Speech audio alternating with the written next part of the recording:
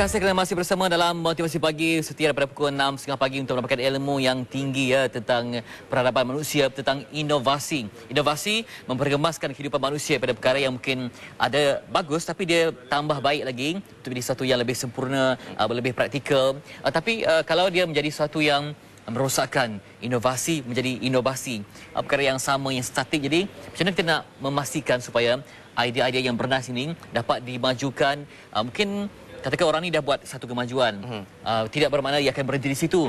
Mungkin boleh ditambah baik lagi. Sebagai contoh tadi diberikan contoh tentang terowong smart. Mungkin untuk menghalang banjir, untuk lalu lintas. Apa pula mungkin dapat ditebuk kemudian dibuat sebagai satu akuarium di tepinya.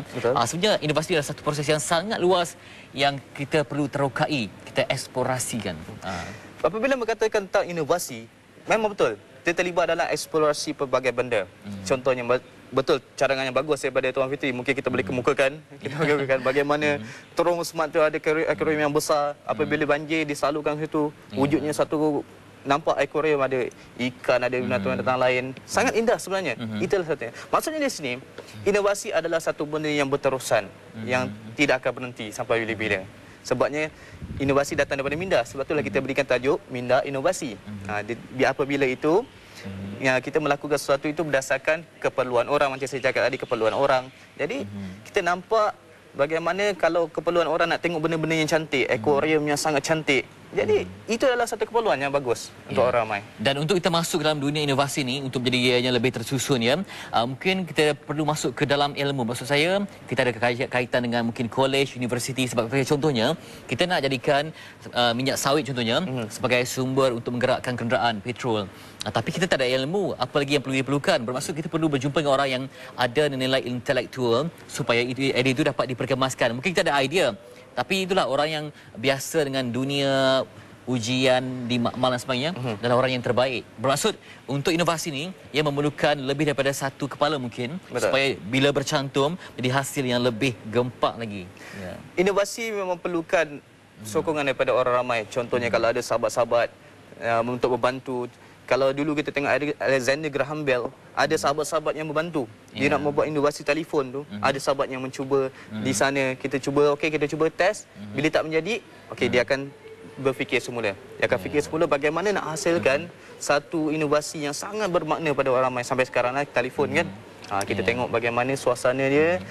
Kita memerlukan antara satu dengan lain. Kalau setakat pemikiran kita sahaja, tidak berlaku satu inovasi. Sebabnya, salah satu cara teknik untuk inovasi adalah dengan brainstorming. Brainstorming? Ya, brainstorming. Cambah minda. Mencambah minda. Maksudnya kalau kita seorang-seorang saja cambah minda, kita tak tahu sama ada apa yang kita fikirkan, yang kita cambah itu sama ada menjadi satu rimbunan pokok yang indah.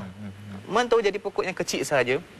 Kalau kita beramai-ramai bersama sahabat-sahabat membuat satu inovasi, contohnya sekarang kita ada Les Kopak.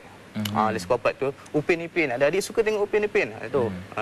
Bagaimana dihasilkan satu animasi yang sangat hebat untuk anak-anak. Untuk sekarang ni suasana animasi 3D. Jadi dia bersama-sama berkumpul dalam satu kumpulan, hasilkan satu inovasi yang sangat hebat dan mengharumkan nama Malaysia.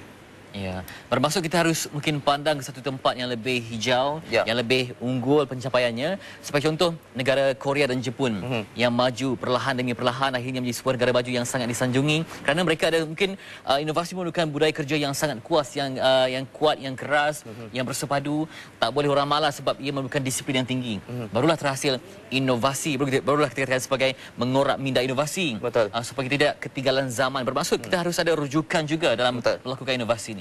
Kita mesti melihat kepada satu perkara yang lain. Contohnya kalau ada satu negara menghasilkan inovasi yang hebat, kita mesti belajar daripada mereka, jadikan sebagai rujukan, jadikan sebagai panduan bagaimana kita nak mencontohi mereka supaya menghasilkan satu inovasi yang hebat. Kalau saya cakap berkenaan dengan negara lain, contohnya negara Korea, Jepun, saya tertarik pada satu fakta. Satu fakta di mana dalam satu majalah The Economist, menyatakan bahawa pada tahun 2004 Malaysia berada di kedudukan ke-33 dalam senarai negara yang inovasi. Ada satu kajian dilakukan pada 2012, kalau saya tak silap, 2012, Malaysia akan jatuh ke tangga 133. Jadi bagaimana? Sebab apa tu? Sebab apa? Sebabnya kita kekurangan tenaga yang menghasilkan sesuatu yang inovasi, sesuatu yang sangat baru, sesuatu yang sangat unik.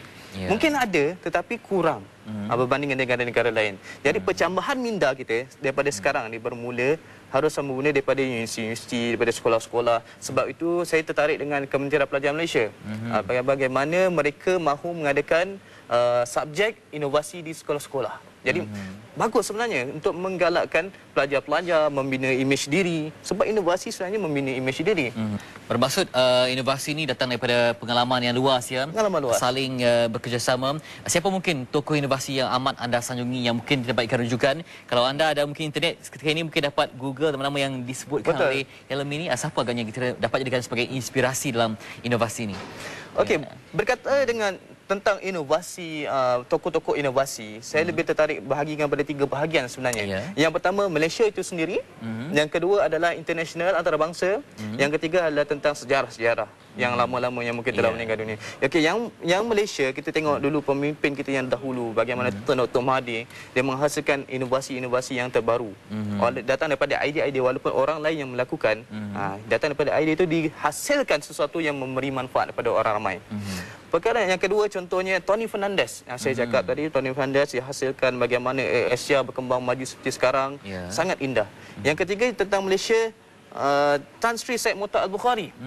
Bagaimana dia daripada orang susah belajar sesuatu tentang perniagaan, dia inovasikan sesuatu, contohnya menghasilkan muzium kesenian Islam yang sebelum ni tak ada dekat Malaysia.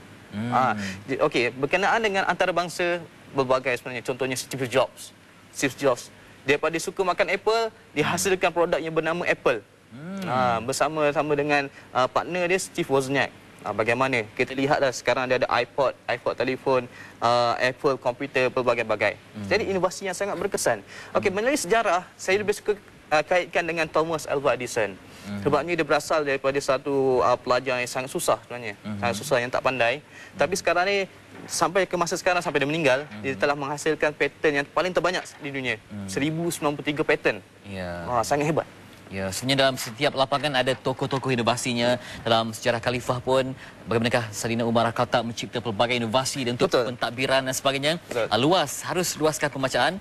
Dan kita akan berehat seketika. Ada dapatkan nama-nama yang dah disebutkan tadi. Kita akan kongsikan lebih banyak tentang rangsangan untuk menjambah inovasi selepas ini dalam Motivasi Pagi.